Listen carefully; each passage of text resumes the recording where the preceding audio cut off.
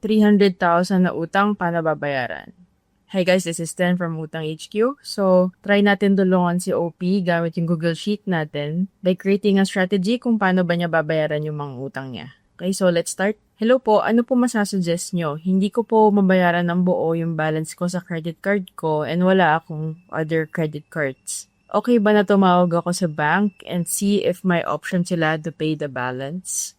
Okay, so ito, always a good option to call the bank first kung ano ba yung pwede nilang i-offer sa inyo. Pero since we're working with what we have right now, so tingnan natin kung paano niya masosolusyonan to.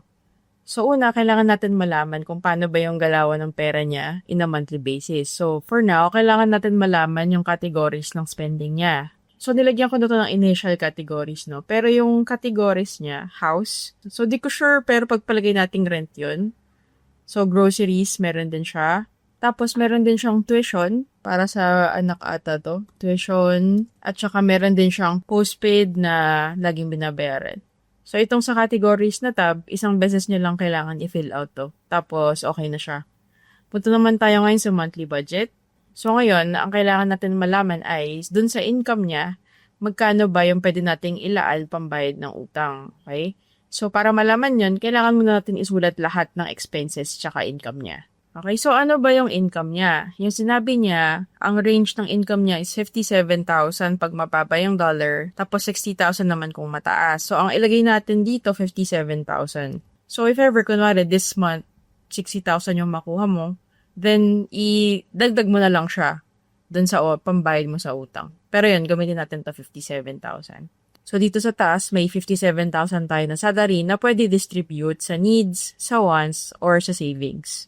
So, ngayon fill out natin magkano yung mga budget niya for each, no? Yung sa house daw, 20,000. Tapos, electricity, sinabi niya yan eh. Meralco, ito, 6,500 daw. Ilagay ko na lang siguro 7,000 para lang may buffer ka. Kasi medyo mainit pa. Summer pa kasi. So, yan, 7K. Tapos, groceries daw, 6,500 per month. Tapos, tuition daw, 3,000. Tapos, postpaid, 3,945. So, for once, hindi ko muna lalagay kasi medyo malaki yung utang mo eh. So, for the savings naman, ito yung mga suggested ko na mga banks na kung wala pa kayo, ay suggest na magbukas na kayo ng bank na ganito. Kasi high yield savings accounts yung mga to. Ibig sabihin, mataas sila magbigay ng interest dun sa savings nyo. Okay? So, for example, Cbank yung pinili niya. So, dito, may anak kasi siya. So, well, ina-assume ko na anak niya since may tuition. Pero yun, kailangan pag may anak ka, may savings ka kasi syempre, paano kung may mangyari, di ba? Kaya ang gawin natin for now, since madami ka pang utang, 1,000 na lang muna every month yung itabi mo sa savings. Para at least kahit pa paano meron. Okay? So kung makita mo dito, pag tumaas tayo, since na-minus na natin tong mga to, yung sa needs, tsaka itong sa savings, ang matitira na lang 15,000 sa left to budget mo. And so, ito, since may anak ka, bawasan ko pa rin to. Kasi baka meron kang ibang biglaang spend since may bata. So, mag-buffer lang tayo na, actually maliit nga lang eh, 5,555. Para lang naka-round tong number sa taas. Ito maliit pa to, pero at least meron. Kasi itong sheet kasi natin, may expense tracker din siya. So, ito nilagyan ko lang ng sample transaction para makita natin paano pag-actual na. So, kapag nilagay mo siya dito, lalabas din siya dito sa monthly budget. Yun yung magiging actual. Ibig sabihin, yun yung tunay na nangyari. Kumbaga, kunwari electricity, ang sinet mo na budget for that month ay 7K, pero nagtipid kayo, 6K lang yung naging kuryente. So, meron kang matitirang 1,000. Same with groceries. At saka, yung others, wala ka namang pinagamitan, kaya 0. So, may matitira ka na 2,000. So, itong matitirang pera, pwede mo siyang ilagay pang bayad sa utang. So, ngayon, may natitira pa tayo dito sa taas, diba, yung left to budget. So, ito, yung magiging budget mo dito sa pambayad ng utang. So, lagay lang natin 15,000. Okay, so 0 na. Ibig sabihin, na-allocate na natin yung 57,000 na po. Okay, so sa unang tingin, malaki yung 57,000 na income. Pero kasi since madami kang gastusin, 15K lang talaga yung allotted mo na pwede for pambayad ng utang. Tapos isang note pa is regarding dito sa postpaid. Ang sabi niya, ito hanggang July lang daw to. Ito, July. Tapos na to. Last payment by July. So, ibig sabihin by August wala na to. So, ibig sabihin, August onwards, iba yung itsura. Try natin pag August na. Palitan ko lang yung mga dates. Yan. So, ang mangyayari, itong postpaid, wala na to by August, no? So, delete na natin to. 0 na siya eh. Ang mangyayari, since dinelete mo siya, mapupunta siya dito sa left to budget. Ibig sabihin, may natitira ka pang 3,945 na pwede mong i-allocate sa ibang categories. So, ito, ilagay na lang natin to sa utang. So, by August, delete lang natin to para makita yung total. Yung 15,000 mo, plus itong dati mong budget for postpaid, i-combine mo na siya dito, which is 18K. So, sulat lang natin, 18,945. Yan, 0 na. So, na-allocate na lahat. So, yan, babalikan natin yan later. So, punta na tayo ngayon sa listahan ng utang.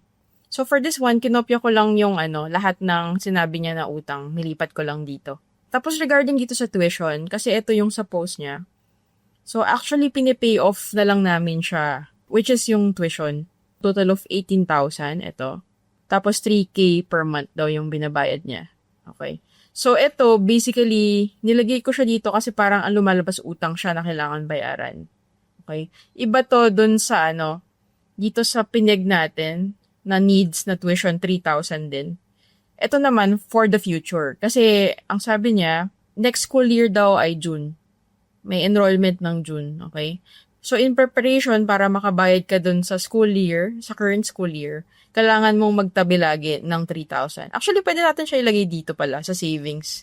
Parang itatabi mo siya ng itatabi every month para kung end of the school year mo siya kailangang bayaran, then meron kang pambayad. Okay, so ito pwede nating ilagay dito sa CIMB actually, kunwari. Tapos ito 0.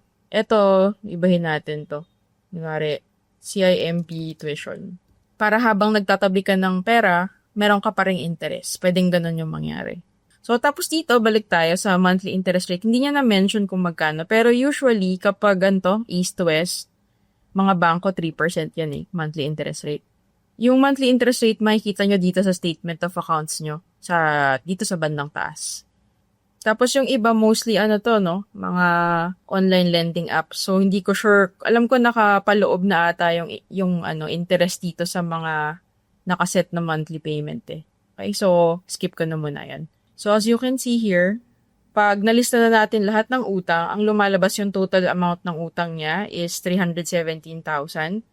Tapos, yung monthly payment na kailangan niya bayaran is 63,000.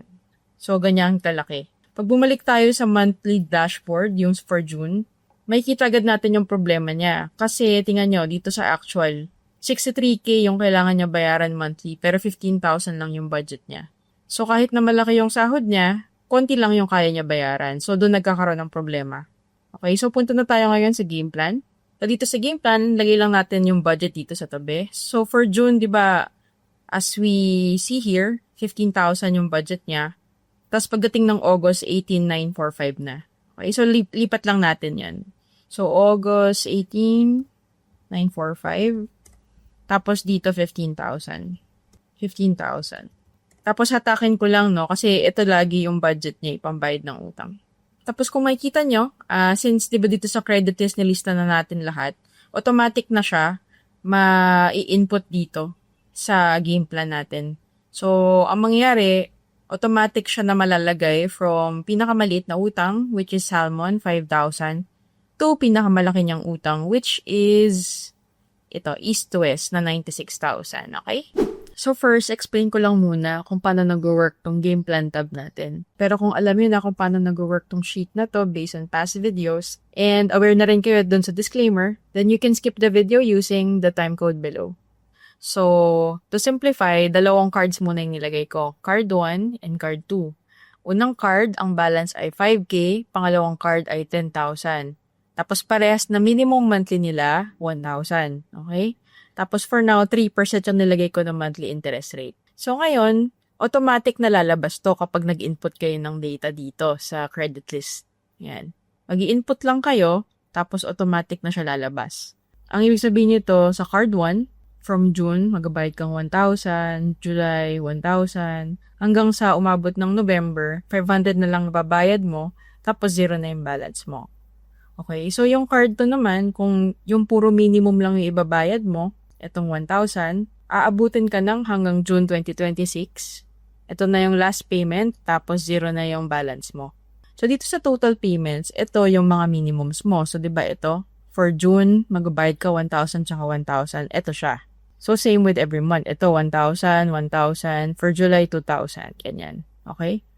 So, for example, yung budget mo pambayad ng utang for June is 2,000. Lumabas sa left to budget 0. So, ibig sabihin ng 0, na-distribute mo na yung 2,000. Napunta siya dito sa card 1, 1,000. Sa card 2, 1,000 din. So, ideally, enough lagi itong budget natin pambayad sa utang natin monthly. So, hatakin lang natin to for now. So, ibig sabihin nito, every month, meron kang 2,000 pambayad sa utang mo. So, kung makita natin dito, puro 0 na to sa left to budget. Kasi, from June to October, tig 1,000 yung bayad natin dun sa dalawang card.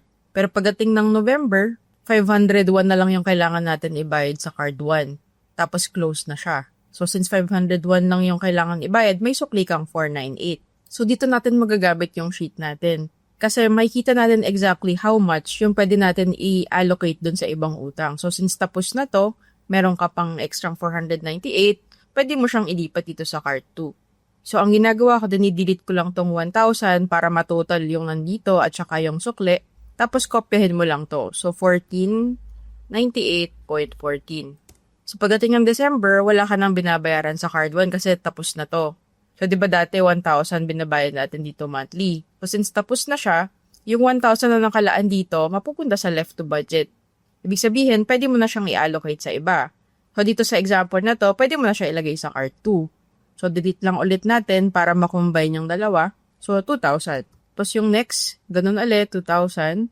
So, pagdating ng Feb, di ba 1,000 yung minimum natin na payment dito usually. Pero kasi, tingnan nyo yung balance, 253 na lang. So, pwede nyo na siya i-full payment since meron ka pang 1,000. So, delete lang natin to para makita yung full balance. So, 1,253.40. So, 0 na rin to. Tapos mo nabayaran yung card 2. So, balik tayo. Paano naman kung sobra o kulang yung budget mo pambayad sa utang mo? So, example, paano kung may extra money ka that month? For July, kunwari. May bonus ka ganyan na 1,000. So, ibig sabihin, may extra ka na 1,000 na pwedeng i-distribute. Nasa sa'yo kung anong gusto mong gawin dito sa 1,000. Pwede mong ilagay siya dito sa card 1. Pwede mo rin siyang ilagay dito sa card 2. Pwede mo ring hatiin sa dalawa. So, kunwari, gusto nating unahin tong card 1 para matapos na. So, delete muna natin to para mapunta siya sa left to budget. Tapos, i-full natin siya ilagay dito. So, next naman, paano kung sa August, kulang naman yung pera mo? For example, 1,000 lang yung budget mo pambayad ng utang. So, nangyari sa left to budget, naging negative 1K. Kasi 2K yung kailangan mong bayaran, 1K lang yung budget mo. So, since negative to, kailangan mo magbawas ng 1K sa minimums mo. So, magpa-partial payment ka lang or hindi mo kayang bayaran. So, for example, ito, pwedeng 0 to, 0 na yung left to budget. Or, for example, ayaw mo ng ganon. Yung hindi ka magbabayad. So, sabihin natin partial payment na lang 500. Kailangan mo pa rin magbawas ng 500. So, dito mo siya babawiin, 500 din, para maging 0 tong left to budget. So, titimplahin mo lang. Okay? So, ganun siya nag-work. Tapos, itong adjustments naman, kita gamit para kunwari may penalties ka. For example, dito, di ba, 1,000 yung minimum, pero 500 lang binayad natin. So, ang penalty kunwari ng card na yon 850. So, lagay lang natin dito 850. Dito rin, partial payment lang. So, may penalty yan. 5,800. So, lagay lang natin 850. Tapos, dito mo rin ilalagay sa adjustment. Kunwari, wala ka na talagang pera, pero nagka-emergency. Kunwari, gumastos ka ng 2,000. So, lalagay mo siya dito sa adjustments. Tapos, kung mapapansin mo, hahaba yung yung payment mo. Kasi, yun nga, nadagdagan kasi yung utang mo. So lastly, before tayo mag-start, disclaimer lang din na hindi to professional advice, okay? So pinapakita ko lang kung paano gamitin tong Google Sheet na to para ma-visualize nyo kung paano i-allocate yung budget nyo pambayad ng utang. Hindi yan nasa inyo kung aling cards ba yung una nyong gustong bayaran or aling cards yung partial payments muna. So right now, I'm just showing you one possible way to do it. This isn't necessarily the best method since hindi ko naman talaga alam yung current situation nyo. So, it's just what made sense to me right now. Okay? So, kailangan nyo pa din mag-research ng sarili nyo. Tapos, i-adapt nyo lang tong tool to what works best for you. With that said, let's continue. Okay, so start na tayo. So, ayun, for June, makita natin negative 48,000 yung left to budget. Ibig sabihin, hindi niya kaya magbayad ng 48,000 worth of utang. So, kailangan natin bawasan tong minimums niya para i-priority yung ibang utang. So, ang gawin natin, dito tayo magbawas sa likod. Try nating 2,000 muna to. Ito rin, 2,000. Kailangan kasi mag-zero o positive to eh. So, bawas lang muna. Kailangan maging hindi negative. So, bawas lang. Dami natin kailangan bawasan eh, kasi wala talagang choice eh. Yan yung, ang dami ko nang binabawas pero kulang pa din. 14K, kulang pa din, shucks. Paano kaya? Negative 10K. Baka 500 na lang siguro to. Kasi walang choice eh. Try natin to. Yan. So, yan. Kailangan nating timplahin kung ano. Kung paano ba siya ipapababa. S-loan, 500. Tuition. Ay, ito palang tuition hindi pwedeng bawasan ba? 3,000 ulit natin yan. Tapos, itong Atomy, 500. Ayan, finally. Okay. So, mangyayari, yung sa mga bandang likod, di ginawa nating 500 yung partial payments mo. Tapos dito sa harap, mga 2K. Tapos, may matitira ka pa na 500, no? Itong 500, delete mo lang to. Pupunta siya dito. Tapos, i-copyhin mo lang 2,000. So, zero na yung left to budget mo. So, July, ganun uli. Ang laki ulit nung negative mo. So, kailangan mo ulit magbawas. So, for now, ang gawin natin, hatakin natin to ng 2 buwan. Kasi puro negative eh. Ibig sabihin, 3 buwan ka na, for now, 3 buwan na ganyan yung galawan. Ito positive na eh. So, ito, kailangan natin to bawasan. 500. Ito din. Ang daming kailangan ibawas. Ayan. So, ganun yung nangyari. Nagbawas tayo ng madami. Uli. So, pero actually, paano ba to? Gusto ko kasi matapos na tong sa salmon mo eh, para tapos na siya. Kaso, tingnan mo, 1,300 yung left to budget, pero 1,500 pa yung balance. Kailangan mo pa ng around 200 pesos. So, since di naman kaya tapusin this month, dito mo na lang ilipat sa SP. Ito. 18, dinilit ko lang, tapos copyhin natin left to budget, 1856. Yan, okay? So, 0 na to. Pero by that time naman, sa July, tapos mo na yung tala mo. So, hide na natin to since tapos na siya. By the way, wala pa tong mga penalties kasi once na magaganyan tayo to, yung mga bawas na yan, yung partial, yung mga penalties kang ilalagay dito sa adjustment. So, for example, 850. Hindi ko sure yung, yung penalties ng mga banks. Pero pagpalagay natin na kunwari ganyan, 850. Kunwari dito din. Yan. So, kailangan nyo din i-search kung magkano yung madadagdag. Okay, so next. So 0 na tong July, no? So August na tayo. Negative 7K ka. So kailangan magbawas ka uli. Kailangan partial payment tayo. Dito, sa Atomy na lang. Pahabain na lang natin. Mukhang kailangan humaba. Shucks. Okay. And tapos yung interest nito, baka may something na mangyari sa interest pa yan. So, pero wala tayong choice. Kailangan i-partial payment. Kasi nga wala kang pambayad dun sa harap. Yun yung kailangan mong unahin para may matapos ka na cards. Ito, hatakin din natin to. 500 muna. Ito positive na. So, ito yung kailangan nating i-change to positive number. Ito, gawin nating 500 home credit. Makukulit pa naman yan yung mga mga hindi banks. Pero wala tayong choice. So, 500 muna. Ito positive na. So, ito naman, kailangan bawasan pa rin. Negative pa rin eh. So, ito, S-loan. Ayan. Tapos ito, siguro dito, Atomy Cash. 500 natin. Tapos, more pa. Yan, negative 3K pa to. Ito, mukhang okay na dito. Ayan, okay. Positive number na. Okay, so, ngayon, since positive number na siya, pwede na to. Pero actually, by August, tapos mo na tong salmon mo eh. Ayan, 1,500 yung last, payment mo. Tapos yung SPay, tapos mo na din, 3,600. Tapos yung G-Credit din, tapos mo na rin by this time. Okay, so 3 yung masasarado mo by August. Okay, so congratulations, hide muna natin to since tapos na sila. Okay, so next. So, di ba remember may natitira pa tayong 1,500 to distribute. So, lagi lang natin dito sa pinakamaliit mo na utang, which is yung last pay. So, delete lang natin to, tapos kopyahin yung left to budget. 2024.29. Yan, so 0 na to. Okay, so next month, September, meron kang 3K para i-distribute. Di pa rin enough dito. Kasi yung balance mo 4K pa eh. So, ibig sabihin, lipat na lang siguro natin dun sa iba. Sa natin ililipat. Ito na lang kasi yung legit nito sa G-Gibbs 4K eh. Pero 500 na yun nandito. So, lipat natin. Nilit ko lang, tapos kopyahin tong left budget. 3711.67. Zero na to. October na tayo. Negative 1,000. So, ibig sabihin, kailangan mo magbawas ng 1K sa payments mo. Dito, sa S-Loan. Siguro, 4-5. Ayan, parang maging positive lang to. So, may natitira kang 400 pesos, no? Dito. So, may natitira kang 472. Pero by October kasi sarado mo na tong last pay. Tapos na siya bayaran. So, hide na natin to. Okay? So, saan natin lalagay itong 400? Ito, wala naman siyang impact dito sa Atomy. Wala ring impact dito. Ito, siguro dito na lang. Kasi 6,000 talaga to eh.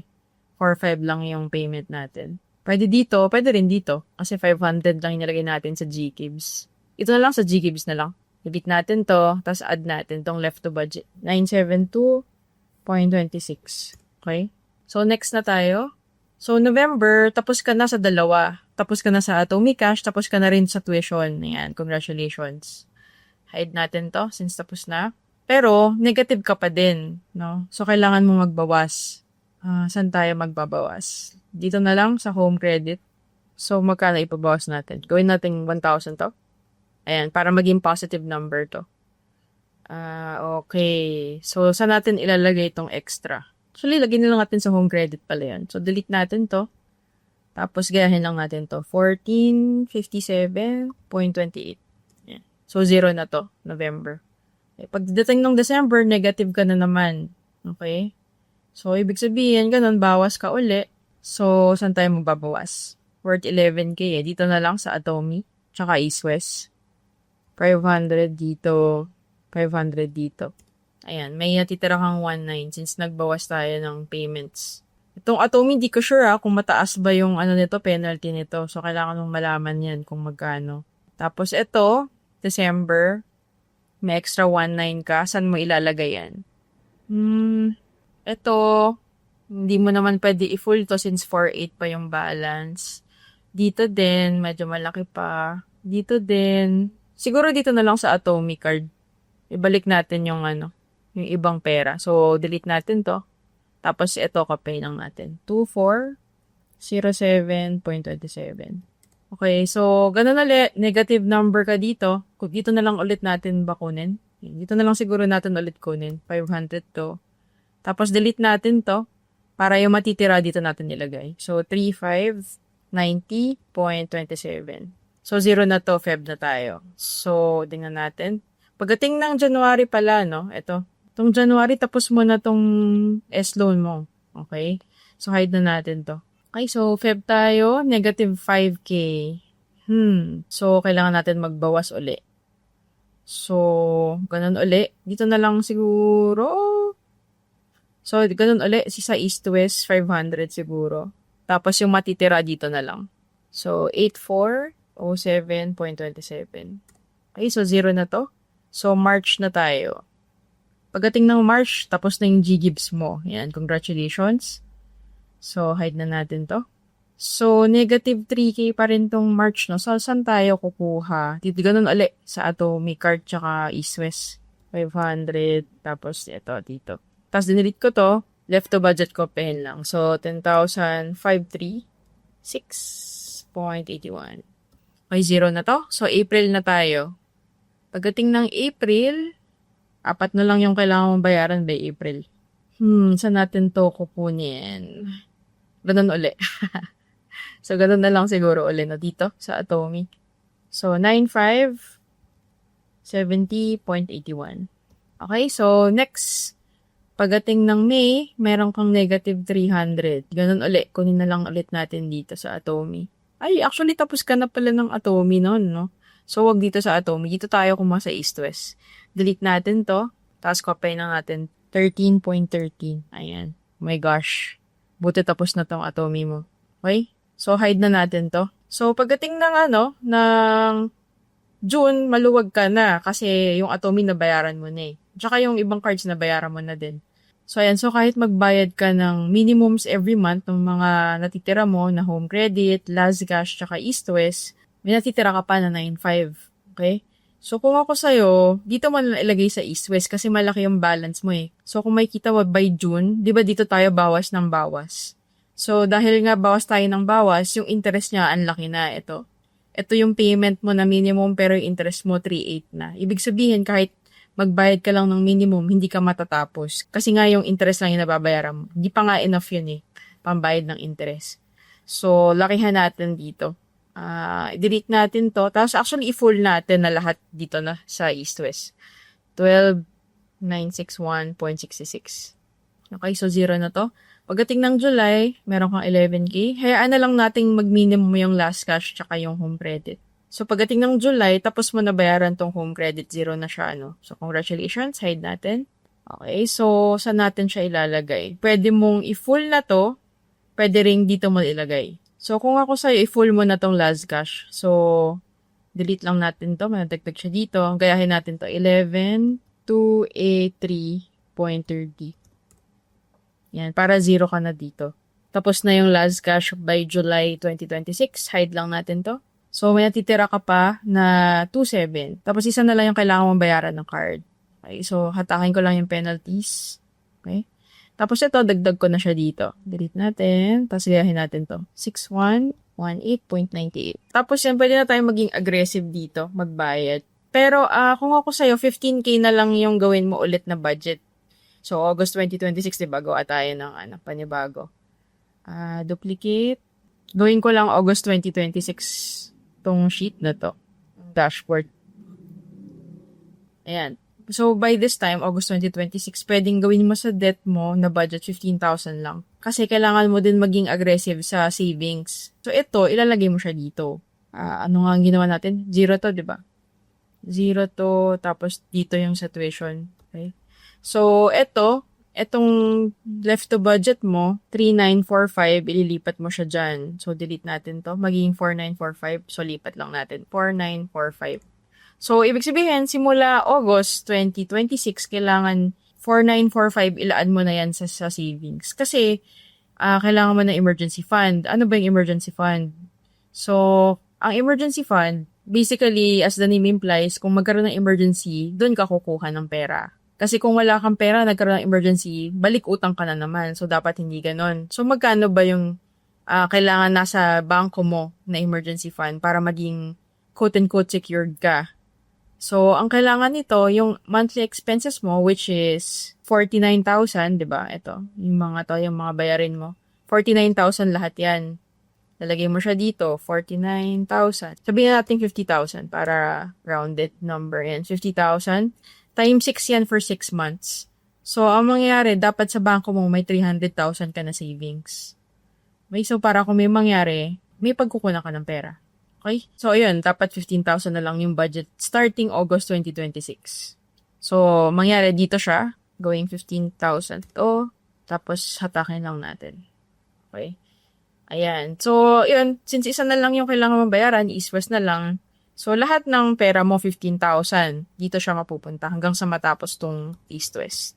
So, pag hinatak natin hanggang April 2027, puro 15,000 na payment. Tapos, di ba, remember, ang minimum kasi talaga na 3,390, di ba? So, ang gawin lang natin, ito, yung balance niya, 7 to na lang after, no? So, ang balance niya kapag dinilit natin to ay 10K na lang. 15K, di ba yung budget mo? So, pwede mo na i-full payment to. So, 10,594.02. So, 0 na to. Tapos mo na yung East-West at saka lahat ng utang mo by May 2027. Pero take note lang na ito ay mangyayari kapag hindi mo nadadagdagan yung utang mo. Kasi kapag dinagdagan mo yan, kunwari, parang pagod ka na magtrabaho. Parang I deserve a travel, ganyan. So, kunyari, dadagdagan mo ulit to. Family ata kayo. So, siguro malaki yung budget, 40,000. So, nag-travel kayo. So, haba na naman yung utang mo. Magiging 2028 yan. Parang ganon. Okay?